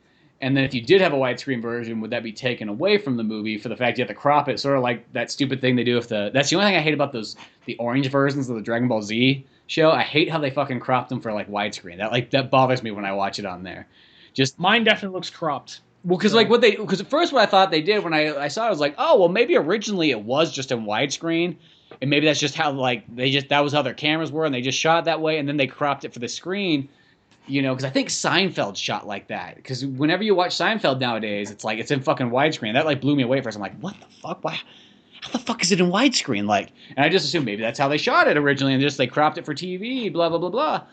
And I thought the same thing with Dragon Ball Z, but then like I realized later, it's like, oh no, they literally just took Dragon Ball Z, cropped it off the top and bottom, and then either moved it up or down to like where it needs to be. But there's so many scenes you watch where it's just like it looks bad. And at least they didn't do that for the Dragon Ball ones, but yeah, this one, yeah, mine's in a small little box, so that they didn't. Like I don't, it doesn't. It's definitely not in widescreen. Definitely not in widescreen. Well, yeah, but I know it wasn't the original screen. show. The original show was made in widescreen, right? No, it's a full screen. The original show. Okay, I thought the original show was they actually did all the production in widescreen, and then later down the line they just did the full screen thing. No, I think mostly everything back in the day, if it was for TV, they just always planned on it being full screen. Except for, once again, Seinfeld's a toss-up one because, as I said, like that same time period, and I remember just seeing that. I was just like, what the fuck? They're in widescreen? I was like, maybe they did just do it like that. And I just kind of wonder if this, because I started reading things on there about in that 8-month period where they're like, fuck, make that into a theatrical movie. You got 8 months. They kind of went, oh crap, now we got to get this on widescreen. I just wondered if that's how they did it. Like, it'd be interesting to see, because I know there is just stretched it out, just warped it, just stretched it out good enough. Yeah, because I know that there is a widescreen version of it on DVD. I literally almost bought it once. I saw it in the store because I'm like, I don't have the fucking white. I was literally going to buy it just for the widescreenness of it, because the one I have is the double pack that has Mask of the Phantasm and Batman Sub-Zero, which is another fucking awesome Batman the Animated Series movie, but I can't help but wonder, because the thing about this movie is it universally got great reviews, and I think people were just caught off guard. Like, there's a cartoon Batman movie coming out. Like, oh, who gives a fuck? And then, like, when it comes out, people were actually legitimately surprised at how good it actually was. I can't help but wonder if Warner Brothers didn't rush him out, and this thing was a little better planned, and they got to actually, do good marketing. I wonder, because, in all honesty, like, theatrical animated films have always, you get the occasional R-rated one or PG-13 one, but they're usually always aimed at kids. I'm wondering if this thing was properly advertised and all that, if maybe today there'd be more things like the animated DCU movies on the big screen. Maybe. I don't know. That is a true one, though, because I think this movie was kind of poorly advertised. Like, I remember it coming out, but that was like, as a kid, it was like, you saw it on Fox Kids the whole time, like, come see Batman, Mask of the Phantasm on your local theater, and I remember seeing the poster in the movie theater. I can remember it like it was yesterday. I can remember not going to the theater, too, but I remember that, I probably was going to see, like, fucking Aladdin. I was like, oh, fucking Mask of the Phantasm's coming out, or something like that, but then not going to see it. But it is kind of true, though, because I think about it, like, after this movie, I mean, because, once again, this movie's aimed for kids, but it's made for adults. What is the next movie that's animated that you can think of that came out afterwards that's aimed for adults? Like, the only thing I can think of... What, Heavy Metal 2000? I mean, let's just stick to, From like, Batman, Mask of the Phantasm to Heavy Metal 2000. Even though, like, most of the people that worked on even though, like, a lot of people that worked on this movie were either Korean or Japanese, let's just consider movies that were predominantly American written, American directed. I'm having trouble thinking of, like, a lot of, like, American... I mean, I'm having trouble thinking of a lot of American, like, PG-13 or even just animated movies that were aimed at adults that get wide releases. Last one I could think of was the claymation movie, Hell and Back, which was all right. I love the art style of it, but the movie itself was just kind of all right. But beyond that, though, and I know there's more stuff in between here and there, but I'm trying to think, because I see so many of the DCU movies, and I think, God, this is good enough to go to theaters a lot of the time, but they just don't. I think just because they got their niche audience, like, all right, we found our niche audience, we just stick to that, we always make our money back. It's something about, I don't know what it is, animation, it's always been just a style that a lot of people just don't like. And I think it's just that it's been built up for 100 years or so that animation is for kids. So generation upon generation upon generation keeps oppressing people with that knowledge that if you watch cartoons as an adult, you're a fucking retard. I think that it's... And I think it's finally starting to kind of get away, but it's still there, because you can have people in our same exact age range that would not be caught dead fucking at an animated movie in theaters. You know what I mean? That's not like a kid's one that they took their nephew or son or something to. even though it's not as good as this, I think we're getting closer to it. We're getting closer because even though it was a limited release, like only for like a couple of days, the last two Dragon Ball movies did go to theatrical release, and there were people there seeing them. So I think it's one of those things. Even though that does happen, even though like animes and whatnot do get limited releases, I think that not all, but certain ones do get limited releases. I think even Cowboy Bebop. Cowboy Bebop did because I remember I was like, and I remember because I think it was in like L.A. or something. It was so far away that it was like there's no way I was able to go see that. But I remember like going like, oh, that would have been so fucking awesome. I would have loved to see it in theaters. That's one of my favorite animated movies. But I honestly think that like maybe if this thing was properly like advertised, they not like treat it, like another like another Batman movie, but like was properly advertised and people went to see it, it may have caused some controversy. Like, oh wow, I'm surprised how dark this movie is for being a kids movie. But at the same time, I think it probably would have turned a lot of heads and would have got a lot more people like interested in possibly seeing more of like animated films that weren't like so like maybe you could take a kid to see. Oh, actually, here's the closest thing I can think of: Titan AE. That's the closest thing I can think of to this. I mean, not as good, nearly as good as this, but it's still pretty darn good movie. Well, Titan AE, it's a good movie, but it's like the last like animated movie I could think of that you could probably take a kid to, but it's not really a kid's movie, Yeah, well, because Titan AE, it's like totally in the in between. It's almost like it goes sort of towards a kid's movie, but it almost kind of falls towards where an adult could still enjoy it too. To me, I always think of Titan AE as like it's like a PG version of heavy metal. That's how it always kind of feels to me. It feels like it's similar in that style, but it's toned down enough that like a kid could go see it. But yeah, that's about the closest thing though. Like in the '90s, after Mask of the Phantasm, I mean, there probably is something out there, and I'm not counting anything that's like straight to video. I'm trying to think of something that's full on, released just about everywhere that just about anybody can see. And it's strange. Even in this day and age, we still barely get anything animated. And now comedies are a little bit different. Like you could say like, yeah, there was a Simpsons movie and things like that. For some reason, comedy is accepted as an animated form, and it's okay for things to be adult and be comedic. It's trying to do animation serious is the hard one for people to take serious. It was so weird. You just think that animation just be left and right. And I know maybe with like people being more accepted to anime and stuff like that in 20, 30 years, we'll never see these problems. But I guess the moment you just still see them slightly, and you just kind of just go, why can't we just get more animated Batman stuff? It's that sort of thing where people seem to like, you get these great DCU movies that are better than anything else that no matter what live action stuff comes out, they will never be close to these DCU movies. But a lot of people could give a flying fuck about them, just because it's animated and stuff like that. If they sit down and watch them, I know they'll totally enjoy it. But it's just in their mind, it's just like, oh, it's animated, probably for kids, blah, blah, blah, blah. I don't care. I'm just thinking about being in like think about a scene out of like Under the Red Hood where like Black Mask says something kind of like this is line like he's trying to make a deal with the Joker and Joker's like, can I get a glass of water? Just very bored, very monotone. Breaks the glass, slashes the throats of all the guys in the room except Black Mask. He says, yeah, I'm gonna need a gun and then some guys, not these guys, because these guys are all dead. Like I know that all you get to that by starting with this, Yeah, exactly. It's like it's all there. Well, it's sort of the one thing that's kind of bothered me now is like with people like, okay, Deadpool's so good, but people talk about Deadpool like it's the first rated R thing or first adult oriented like superhero thing ever. They're like, this movie it's gonna change everything. It's the first time we're allowed to do this, and it's kind of like, there was people that paved the fucking road beforehand. There's always that guy who paves the road and then gets buried inside the road and doesn't get any credit for it. And it's kind of like, yeah, we had Watchmen and Punisher, and I mean, I know it's not a whole lot, and even the Daredevil like director's cut. There was these stepping stones that kind of got us there.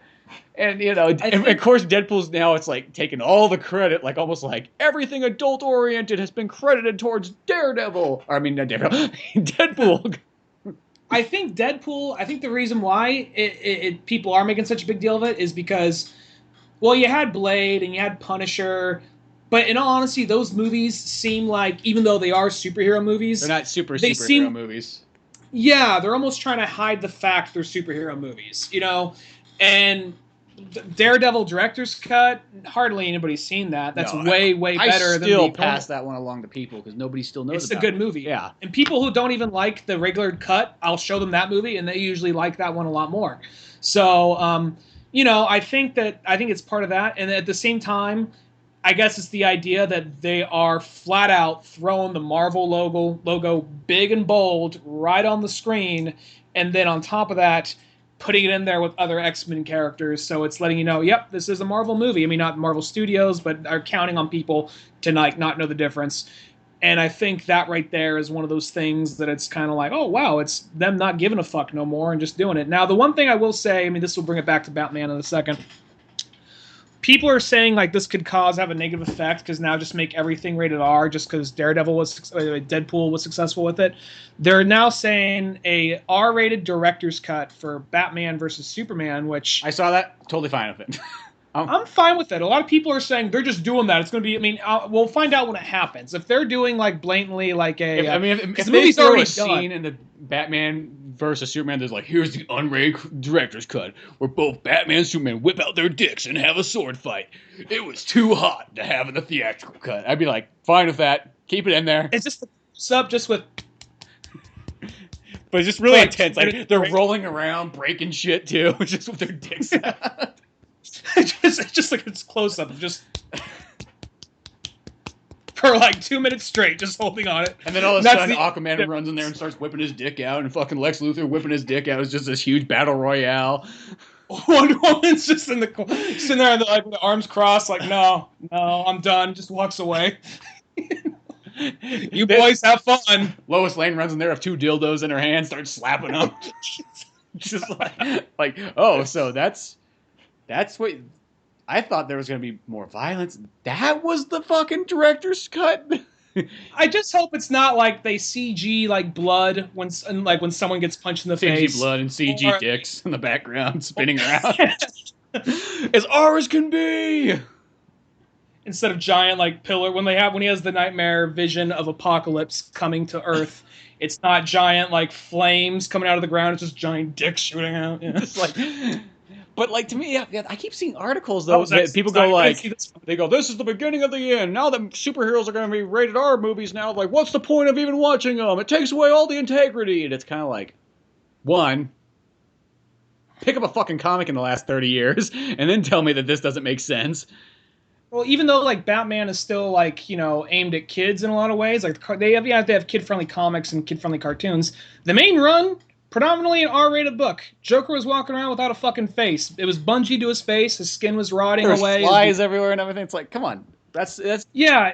He gives this monologue where he just calls Robin, Batgirl, Nightwing, Tim Drake, calls them all a bunch of fucking pussies. It's bleeped out, but it's pretty obvious what he's saying. So it's like, yeah, the comic itself, which this is based off, is no longer really a PG or PG-13 thing. I mean, you could still probably get away with making a PG-13 movie. I get that. Yeah, I mean, but doing like an R-rated director's cut for like DVD or Blu-ray, that makes fucking sense. No, I totally agree. I think that's the best way to do it. Do PG-13 for the movie release, because I do agree that Batman and Superman are definitely like wide range appeals. But when it really does come down to it, it's just like anybody who says that Batman's like a kid's thing, it's like, no. Go back to fucking 1940 if that's what you. And even back then, it's still dark, So it's just that thing. It's like, no, let it be what it needs to be. You know what I mean? Going back to Batman Mask of the Phantasm, that is the fucking start of Batman being totally taken serious. I mean, you could say the animated series, but let's just say in movie terms, right there. Because the 1989 Batman, I love that movie for what it is. It's like an Elseworld movie in a sense. You can almost. It's good, yeah. And I love it for what it is. For a single shot movie, it's great. But it's somebody's interpretation on it. With mixed views of like, hey, let's throw some 66 stuff in there. Let's throw a little bit of dark stuff. Let's do it like that, and we'll make it kind of like my own view where. Batman Mask of the Phantasm, it's almost, even though it's a PG movie, it is the start of the rated R, series of putting these things forward. Mm-hmm. Yeah, agreed. And I'm looking forward to like seeing them do. I mean, I'm just hoping if they do the R-rated version, it's not like just them skimming by and just doing like, okay, they ADR'd someone saying fuck 2 or 3 times, and then like CGing like a soldier, like blood going against a wall when like Doomsday knocks someone around or something. I'm hoping it's like legitimate or it actually earns it. You know what I mean? But they're saying this like after the fact. So I mean, I think it's one of those things. I'm hoping what they did is they filmed it. They weren't sure about it, and now they see Deadpool is doing so good. Like, yeah, fuck it, we're doing it. Well, what it sounds like to me is it's going to be kind of like, hey, we had some extra footage. It's going to be like borderline R. It's like I don't think it's going to be like intense R, but I think it's just one of those ones like we had some footage that we had to cut out for the theatrical version. But we'll throw it in the DVD, which is like perfect. That's the way to do it. But That works. Makes I sense. hopefully hope that we finally get out because we're in this period, and it was all kind of thanks to Marvel that we were in this kind of like kid friendly period, which we go through cycles like this. You can even say in the '90s that was a perfect time example is that movies went back to being PG-13 a lot in that. Well, not back to PG-13. PG-13 was just invented, but they went back to a kind of a more friendlier time, sort of like how in the '50s that's the same thing too. In the '40s you have these fucking ballsy ass movies. Same with the '30s too, where fucking shit's going down left and right. And then you get to the '50s, and everything's kind of goofy and fun and family friendly and all this stuff. And it's post World War II, so I don't think anybody's like, we saw a lot of fucking death. I don't want to see any more. So make it fun and happy. I like the goofiness. And then you get to the '70s where everything gets back to being gritty and all that kind of stuff. And then the '80s was good for a lot of things being rated R. Because, you look at a lot of '80s movies, practically everything's rated R. You know what I mean? Like, they don't even question it. It's just like, yeah. But then you get to the '90s and things start to get back to being PG-13 and so on. And, there's always going to be rated R stuff. And then the 2000s kind of came and we're like, hey, we can do rated R again. That's cool. Let's throw some more rated R stuff out there. But then it kind of crept back into once the Marvel Studios movies got popular, it made everything PG-13. And that was kind of the sucky thing, too, because I thought that with Rambo and Grindhouse and everything, it's like, we are in a great age right now. Now we're allowed to have this copious amount of violence on screen that we could never normally get in regular movies. We had to find straight to video or special ones or foreign movies to get this. But now you can go to your local cinema and see a movie where people are getting shot up left and right and they show it all. And then that kind of started to go away because then the Marvel movies came. And then next thing you know, movies like Total Recall, the remake of that should have been rated R, PG-13. You get movies like, and I'm not saying that that's necessarily like the worst thing, but, you get the Die Hard movies. Now they're PG-13. You start losing that rated R-ness, and it sort of takes away from it. Now, I'll say this. Die Hard 4, I think it's a fucking amazing movie.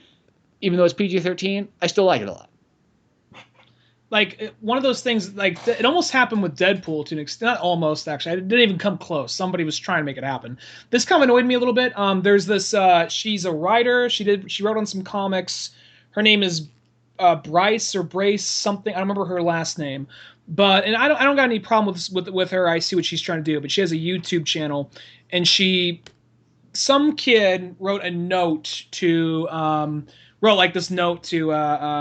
Marvel or Fox saying, hey, can you guys make Deadpool PG-13? Because I want to see it. I really want to see it because I think Deadpool is a cool character, but the movie's rated R. So, just some kid writing this letter. And, should have came to my theater. There was kids left and right. It looked like a fucking playpen in there. Yeah.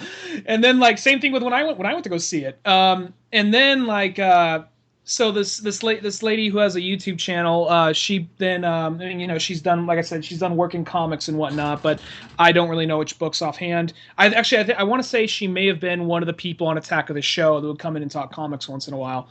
But anyway, she says, oh, come on. I mean, you still make the R-rated version, but do a PG-13 version for this kid. Come on, this kid, it's just like she's like really like, how can you say no to this face? Shows a picture of the kid. Look how cute this kid is. Just make a PG-13 version. And I was just like, I understand what they're saying, but my initial gut reaction was like, fuck that kid. That was my initial gut reaction. I literally still say fuck that kid. I mean, it's really not really the kid's fault, but it's just one's like, dude, fucking like let the kid go to the fucking movie then. If the kid wants to see it, let him see it. Like nowadays, like that was what I was so impressed with Deadpool is I was just like, dude, people are bringing their kids left and right. Finally, parents are getting cool and just saying, yeah, just let them be who they want to be. Well, here's my thing. It's just kind of like, no, don't make it Well, it's like saying, why don't you make a PG version of South Park? It's Deadpool's my kid wants to watch South Park. Could you put like less swearing and less small dick? How are you going to do a PG-13 version of that, like, fuck montage they have in Deadpool? Or even, like, the whole, like, just any number of the action scenes in that movie, or just the concept alone. He's a guy that he kills people for a living, hangs out at the bar, they're all friends, but they can kill each other at any moment just to win the Deadpool, like game they have. So it's one of those things. How do you sell that to a kid? And then like it's not it's not the kid's fault. I get it, but it's one of those things that I understand. Everyone wants to see the movie, but it's just like there's already every other superhero movie is made for that demographic. Just let one be rated R. And I know they're one in the last 5-6 years. Yeah, and I was like saying, like, don't get me wrong. I know they're primarily saying not make the R-rated version. Just make a PG-13 version and the R-rated version. But it's just like, just wait for the movie to come out, or just how I think would be cooler rather than like making a PG-13, like a weak ass PG-13 version of that movie, rather than doing that, would be way cooler. I don't know. I think every kid has this at some point. The first R-rated movie you saw at your friend's house you weren't supposed to see, or your cousin showed you that you weren't supposed to see. You know what I mean? Or that you snuck into. Mhm. Like that's always like my first like. I mean, I saw R-rated movies when I was a younger kid, but I didn't know they were like. I thought Terminator 2 when I first saw it was a PG movie. I didn't know that was an R-rated movie. But when I first, I remember the first like R-rated movie I snuck and watched was like South Park. You know, one of the first like, well, not the first, like one of The first ones in theaters. Yeah, first ones in theaters, you know. So that was one of those things right there that was some part of the problem why that movie didn't do so good. Sorry. You know, that literally was one of those examples. I didn't buy a ticket for like Wild Wild West, bought a ticket for something else and then just snuck into South Park. Yeah. But that's almost one of those things. I almost think that's almost kind of like in some way, not that exactly. That almost makes it better though than just making some PG-13 movie. Just that movie you're not supposed to see. Then when you finally see it, like, oh, dude, you know, when you're a kid, you can tell all your friends, like, dude, I saw it. It was so messed up. It was so cool. But now we're at the age, I don't think it really matters so much because 90% of parents were like, yeah, sure, fuck it, whatever. Well, nowadays, like he's got YouTube. He's probably seen everything by this point. yeah, you're technically being a really bad parent if you don't let your kids go out and see these movies. Now, if the kid's like 5 years old, that there's kind of a difference maybe. This is kind of like for someone who doesn't have kids. Here's advice on raising kids. Parenting advice for people who aren't parents. But I feel that being a lifeguard for a handful of years makes me obligated. I feel like I can have some say in this. I saw a lot of kids. I saw how kids react. It's okay. You did save a life. I did save, yeah, I saved a child's life, so I feel like I can say this. But I feel that like once a kid is literally 10 years old, if you do not, like, by that point, when they're 10 years old, let them do whatever they want. I mean, not like Dad, I'm going to go, like, shoot up my school. Okay, son, be back by dinner. I mean, literally say, like, if the kid says, hey, I want to go see Deadpool, and the kid's 10 years old, take him to go see it. Because here's the thing. Every other kid at fucking school is going to see it, and you don't want to, by not letting him see it, he's going to be ostracized. Secondly, he's just going to probably see it anyways at, you know, his jerk-off Johnny's house, because he'll always have every copy that he fucking, like, downloaded for free off the internet. So no matter what, and then you almost get a son who's going to lie to you because now, or a kid, let's say son or daughter, mostly I'm assuming it's a son, but now he's not going to have trust in you anymore. He's going to lie to you and say he didn't see this movie, though he's seeing all these movies anyway. So it's better just to create this bond where you just go, you know exactly what's going on. You allow him to go see all these rated R movies. And it's not like you got to say, like, the second he's 10 years old, you just sit him down and pull out all the worst fucking NC-17 movies you can think of and, like, just, like, marathon watch him fucking Clockwork Orange style. You know, just tie him to a chair and strap his eyeballs up and expose him. But let him gradually go. He's like, Father, my glazies, my glazies! But let him gradually, if they says, like, hey, I want to start watching Terminator or Alien, go, goddamn right, let's sit down and watch these. Or Lethal Weapon and all this stuff. Like, I think that's like the worst thing you can do for any kid, especially if they get older than past 10. Once they start getting past 13, 14, 15, like if you start to be that parent's like, no, you're 15 years old, you can't watch, you know, a rated R movie. Or I remember there was this fat kid in Hawaii that was friends with Cisco back in the day. He was fucking 15 years old and he could still not go see PG-13 movies. Really? One of those parents? Yeah, and it's like literally one of those ones. That's where our kids be like, yo. There might be a side boob, Billy. You can't go see that shit. Well, like something like that. Yeah, literally. And it was like super Christian, whatever, all that kind of stuff. But like that stuff right there, that makes a fucked up child in the long run because that kid's going to try his hardest. Even though I think this was one of those kids who didn't like rebel. I think he was like literally like he just like took a slap to the face and said, thank you, I'll go back and write that sometimes builds up. I'll go watch my Veggie Tales. That sometimes builds up and implodes in the worst kind of way. But yeah, that's what I mean, though. It's like in like the wrong direction. It's one of those. Maybe he won't go shoot up a school or something, but he might just, be one of those guys who just spends most of his time on just like looking at fucked up shit on the internet when he's like too old for it. You know, one of the point like I should have known about this years ago. Now he just like spends all his time. Exactly, because what I've always learned is in any of the kids that I've seen throughout life who were allowed to play mature video games, watch rated R movies, and do all that stuff freely and just have that communication between their parents, they always turn out to be the nicest fucking people that you can know. And not saying anything against people who couldn't, but the ones that like couldn't see that stuff, they're the ones that always end up being kind of like almost like hellions, where they start having to do shit that probably would never have happened if they were just allowed to watch all this rated R mature stuff in the first place. They wouldn't go around terrorizing in their teenage years and doing things that probably is not good for anybody to be doing. It's kind of like how it's to some extent. It's kind of like how when you had like super. I mean, I guess it's probably come from the same place, maybe just on a different scale. But you had super Christian households, and like when they're like like you stay away from boys. Boys are evil. And the second they get like go to high school, it's just like what the fuck happened? She used to be like such a nice little Christian girl. Now what? You know what I mean? It's like a fucking tick. How many dicks is that? Exactly, a lot. What to quote Harvey Keitel? But that's the same thing with girls. Though. I always notice that the girls that have like the very like open parents, I guess you could say, and cool parents, they're always the ones that aren't fucked up like later on like in life. They're normal. They understand. I don't know what it is, but it's just that thing. It all goes back to fucking Batman Mask of the Phantasm. That was the start of saying. Yeah, we got a little off course here for a minute, but I mean, for an episode that's supposed to be all focused on one thing, this movie, it all still circulates because the whole thing is Mask of the Phantasm. To me, it's at the point of like it's not rated R, but it's saying, hey, we can take this material really serious. Because before that, I mean, I know you got Superman the movie, and you got Batman the 1989 movie, but there isn't a whole lot else going on that's taking this stuff really serious and really legitimate. And so this is like the first start of it. I mean, almost you can thank this movie for almost everything we have nowadays because of how much it almost impacted it. Even if not everybody saw it in the theater at the time, even if it took a long time, it took the VHS to go around and the fucking Laserdisc copy you can get of it and so on. Which hopefully we get our Blu-ray one in the next 2 years or so. I'm really looking forward to that. But no, yeah, I hope they come out with something for this because I think they probably could because it has enough. The fan basis likes it enough, and it's one of those things I think people our age now.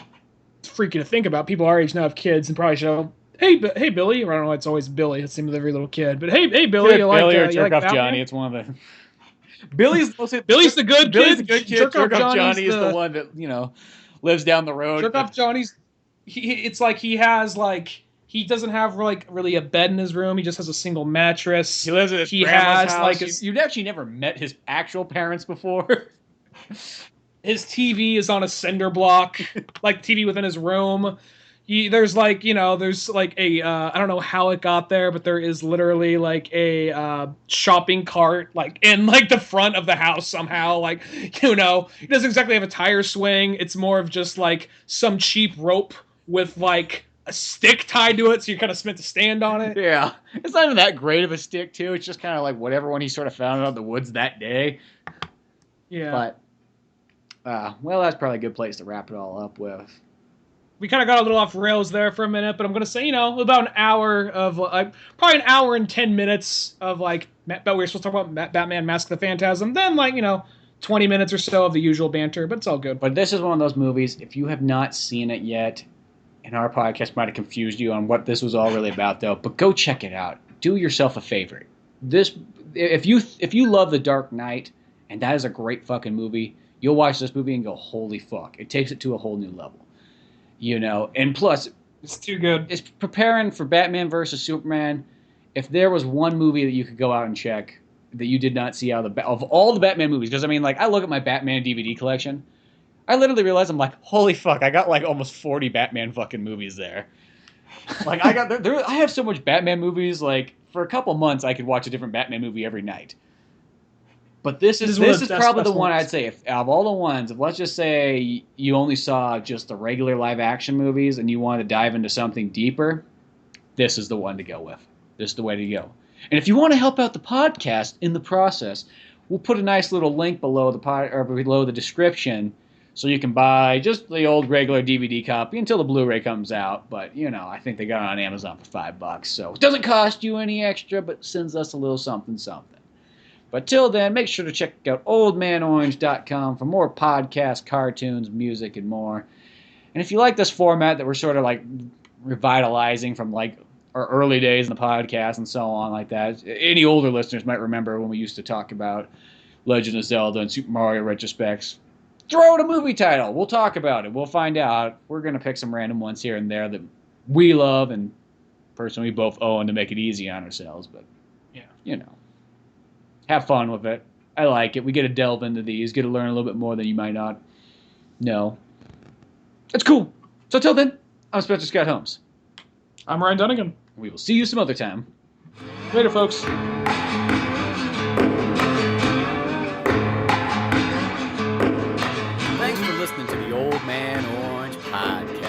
check out our website at oldmanorange.com for even more podcasts, cartoons, videos, music, and more. Send us an email at oldmanorangepodcast@yahoo.com. Be sure to subscribe, share, rate, and review us on iTunes, Podomatic, or any of the other fine sites we might be located on. If you want to help out even more, click on the Amazon or GameStop links on our webpage before you make any purchases there. It won't cost you a penny, but it sends us a little something our way. Thanks again, and tune in next week for more Old Man Orange Podcast.